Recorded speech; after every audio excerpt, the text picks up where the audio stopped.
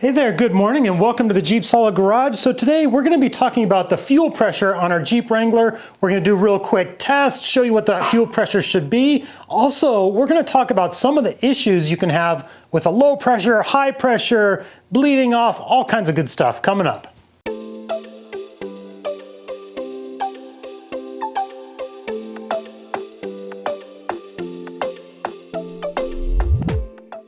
As some of you that follow my channel know, I was having some issues with this running rough, and then I noticed a fuel leak back at the fuel tank.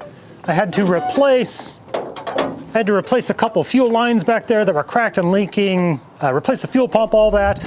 But one thing I wanted to do on this was check the fuel pressure also. So we're gonna walk through that real quick. And this is the kit we're gonna use to test the fuel pressure. We're not gonna use all of this stuff though. We're actually just gonna use the gauge and this hose right here. And you can find this, honestly, you can borrow it for free at a lot of your local auto parts stores. This one I got from O'Reilly's. They had it in stock, so you just put a deposit down and then you bring it back when you're done with it. Also, you could buy your own kit off of Amazon, which I should probably do. I'll provide a link down below of one that I'm interested in, plus some of my other favorite tools down there, some things that I just love. Like, I know I talk about it all the time, this flexible, extendable ratchet. Love this thing. Also, this Milwaukee electric ratchet. Some really handy tools. Those are all linked in the description below. So let's talk about fuel pressure on your vehicle. And this is obviously a Jeep Wrangler 1994 YJ with an inline 6, and it is fuel injected.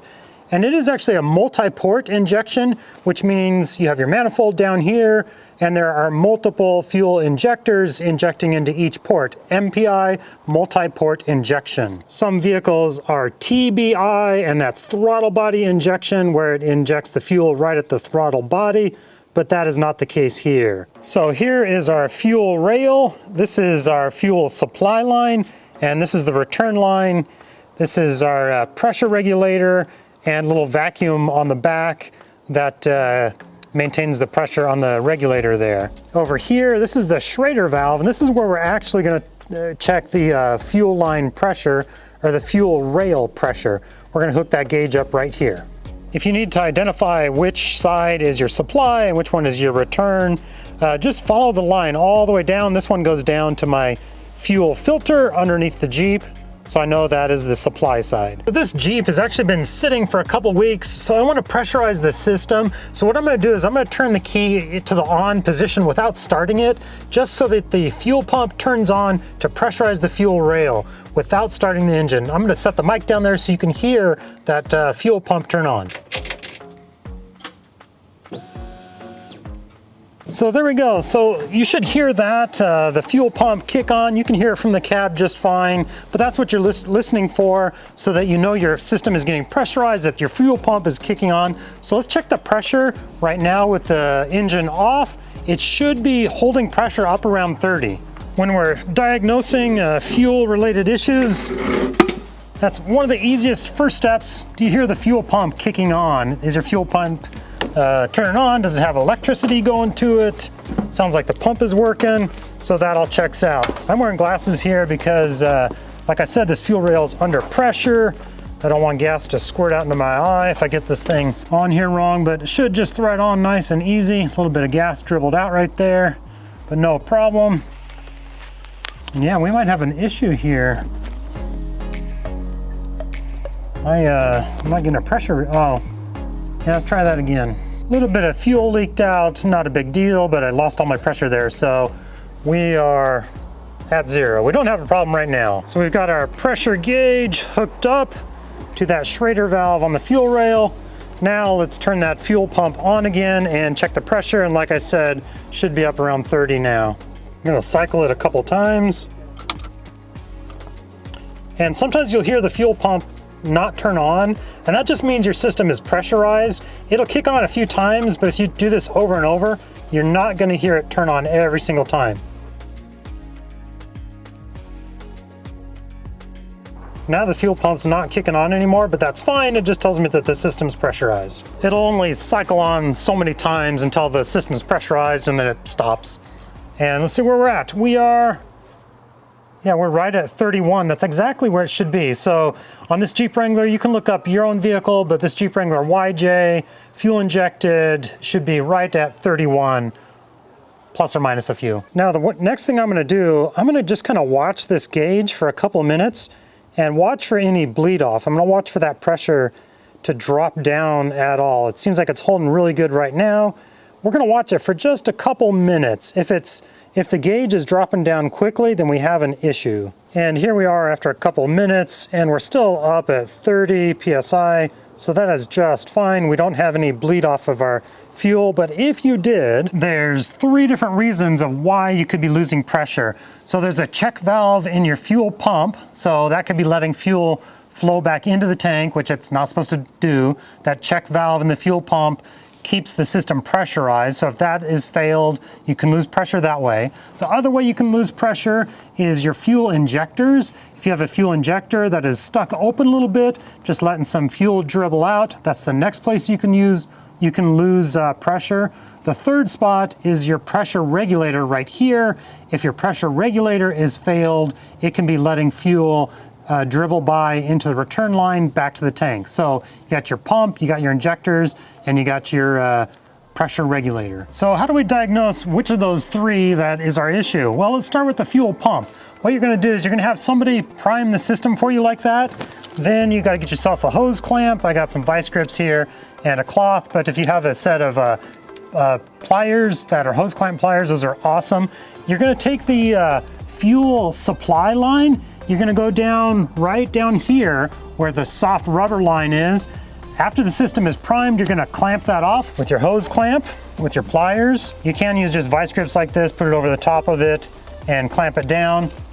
And that'll prevent any fuel from going back, bleeding back through the fuel pump like it's not supposed to. If it holds pressure after you do that, then you know that your issue is back with your fuel pump, with that check valve, that you're bleeding fuel back into the tank. So you know your issue is your fuel pump, you gotta replace that, but you're in luck. I have a video on how to do that. I'll link it in the description below. So next, let's say you do that test and you still have your pressure bleeding off. Let's talk next about our pressure regulator. That's the next easiest thing to check. All we're gonna do there is a very similar thing to checking the fuel pump.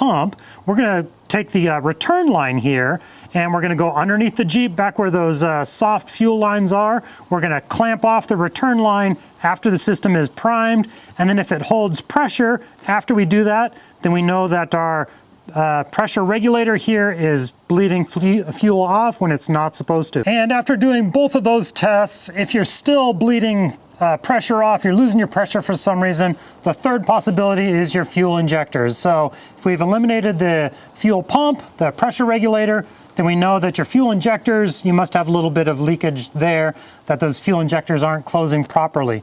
Of course, this is after you've checked all your lines. That's actually, I should have mentioned that at the very beginning. You want to just prime the system and then just take a general look all the way from the fuel tank up to the fuel rail, just looking for leaks. Like I had a fuel leak on the back here when I replaced my fuel pump. I had to replace a couple fuel lines back there that were leaking. You know, of course, you can have leaks like that as well. And as I mentioned in the intro, you can also have a high pressure, and that would be related to your pressure regulator there. If it wasn't opening correctly or your return line was kinked or clogged for some reason, you can have a high pressure. Now let's start the Jeep up. We're gonna move everything out of the way, and we're gonna start the Jeep up, and we're gonna watch that it maintains a pressure of about 31 PSI. That'll give us some more information about our pressure regulator, that it is letting fuel return back to the tank properly. Then we're gonna actually pop off this vacuum right here. And when you pop that vacuum off, that takes some of the pressure, or it actually adds some more pressure to the diaphragm, so the diaphragm doesn't open as easy on the pressure regulator. So it should jump, your pressure should jump from about 31 up to about 39. So let's start the Jeep up and give that a try. Now with the Jeep running, we've got a pressure of about 32. That is just fine. So let's go over to the pressure regulator here, pop off our vacuum, watching our fingers on the fan and everything there. Our vacuum is good right there. And popping that off, it should have brought it up to about 39. And yeah, we're about 39, 40 there. So I know that that pressure regulator is working just fine.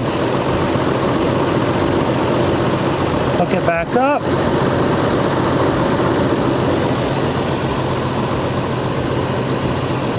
And it drops it back down to about 32 right now. If you do this test and your needle is just bouncing all over the place, it can actually be because of air and fluid in your line here. So get yourself a bottle. We're going to put our discharge line right there. This is our bleed off valve right here, and we're going to bleed off a little bit of fuel. So if I depress this bleed off valve, you can see fuel comes shooting out there. So do that if your needle is bouncing all over the place, and it should stabilize it a bit. And the last test I'm going to do, I've got the gauge here where I can see it from the cab.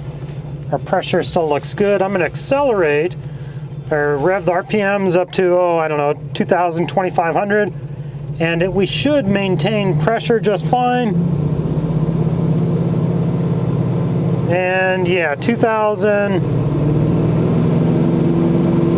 2,500, no problem.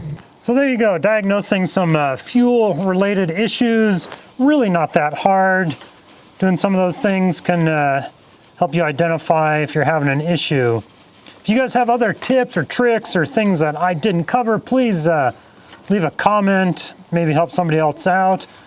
That's what it's all about right here. Just disconnecting my fuel gauge here.